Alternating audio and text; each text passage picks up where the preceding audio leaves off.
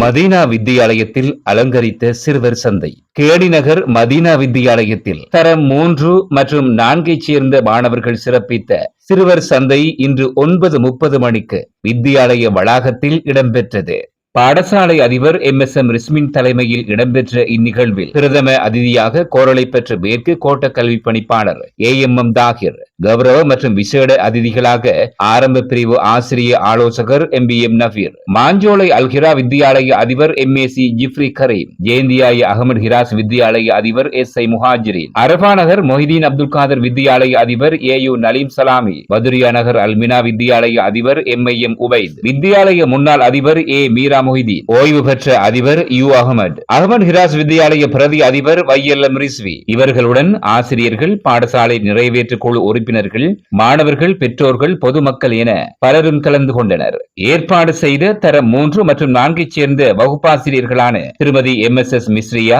MD மிஹிர்ஜான் ஆகியோருக்கும் மற்றும் பல வழிகளிலும் உறுதுணையாக இருந்த அனைவருக்கும் தமது நன்றிகளையும் பாராட்டுகளையும் வித்தியாலய அதிபர் MSM ரிஸ்மின் தெரிவித்துள்ளார்.